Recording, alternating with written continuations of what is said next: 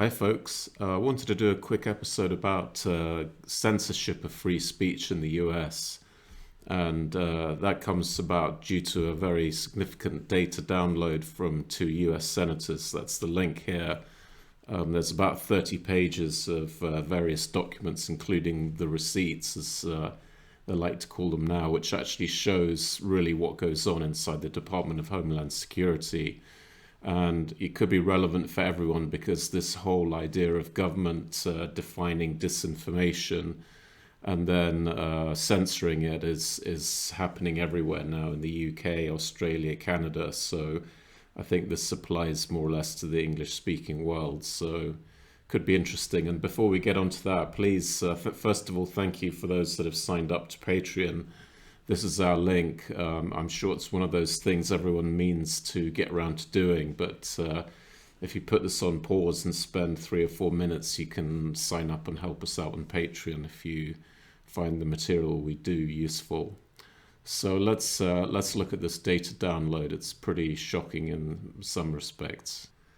So this is the covering note from the two senators to the Secretary of Homeland Security, and this is a link to all the papers. There's about 30 pages worth of documents based on whistleblower information, and what it says essentially is that the governance board they were intending to set up is way more powerful than they claimed it was. So this is really a full sort of censorship operation, and it goes through all of the different functions of that governance board and all the various goings on and ins and outs with social media companies.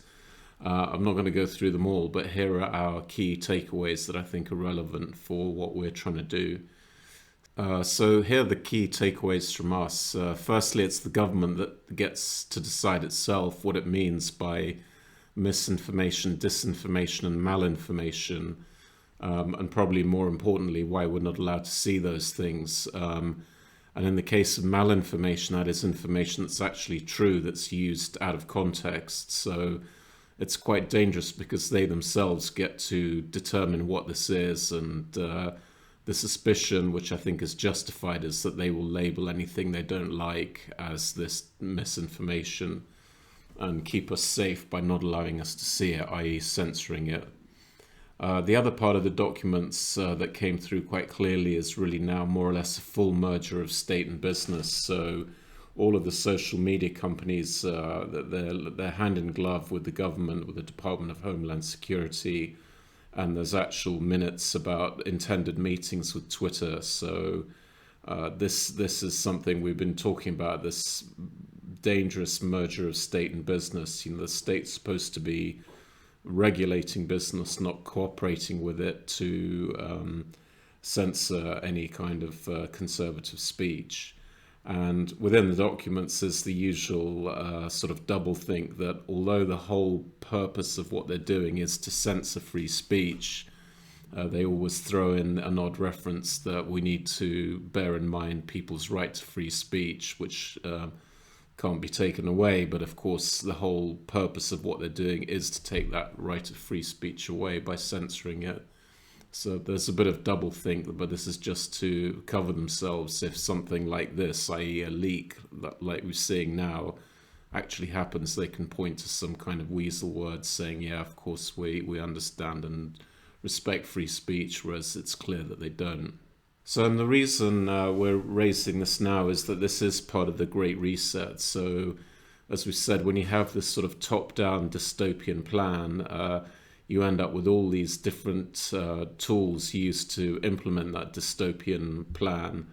And well, we've been through a bit this emotional manipulation, applied psychology, and this is the section we're at now. Censorship is an important part of implementing a top-down dystopia because you can't afford to have people calling out this pseudoscience that's pushed by the government, so it has to be censored, and this is part of the process, and this is why we're started up this Great Resist program. So really what's clear in the documents is the very close cooperation with social media, and particularly with Twitter, And we've seen now Twitter's been banning pretty willy-nilly anyone that disagrees with the COVID narrative.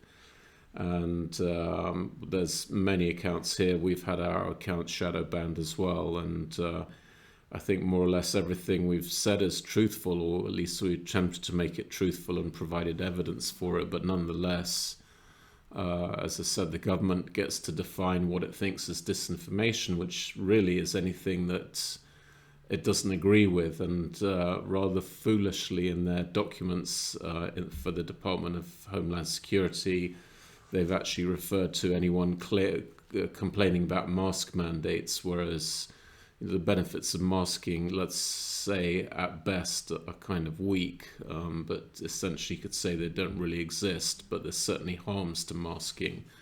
So the way this whole process is set up by the Department of Homeland Security is that that kind of debate will be classified as disinformation and deleted. This is the way this is going. This is tyrannical. And this was a paper from MIT, and that this is one of their conclusions. They spent an awful lot of time looking at social media networks. Again, it's a question of why would you dedicate so much resource to looking through what people are saying? And they come up with this bizarre conclusion that this is prompting people to simply think for themselves to horrifying ends. And ultimately, this is what this is all about. They don't want people looking for themselves, making their own decisions. This is all part of the top-down government by the experts, and that's why they need all this censorship. And it's a big problem, and good on these two senators for releasing all the documents that shows us exactly what goes on internally. And I think ultimately it's, as many people suspected, the close collusion between the state and the social media companies. And interestingly enough, this is one of the reasons why the various lawsuits against Twitter are stuck, because the judges are saying that Twitter isn't the government, therefore you don't have any constitutional protections against a private company. The right to free speech is a constitutional protection against the government. But actually, now that all these documents are opened up and you can see the level of collusion between the government and Twitter, I'm sure the lawyers in those different cases will now use all this to say, well, actually, no, Twitter is essentially an arm of the state, and therefore we are allowed to have our First Amendment protections because Twitter's been acting on behalf of the state. And that seems possible from all of the memos and analysis that's given by the two senators in the document release. So that was really it. That was a 2-minute summary of quite a lot of about 30 pages worth of internal memos and stuff from the Department of Homeland Security. And that plays into what we're trying to do, which is really stop the government overreach. And I think these documents in particular highlight this third issue that we're so concerned about, the merger of state and business. In the world of the World Economic Forum and the UN, this is now presented as a positive, this public-private partnership. But as we said before, this is quite dangerous if you look through history.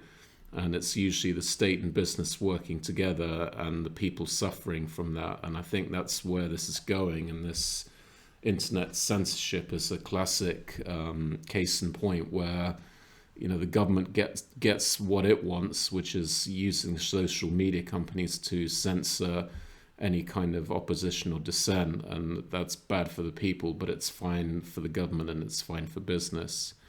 And as I said, our main work now will be on trying to oppose any expansion of the World Health Organization function, including taking on any kind of decisions that belong with nation states. So that's coming up for next week. Okay, thank you. Hope you enjoyed this. Have a good weekend and stay free. Bye.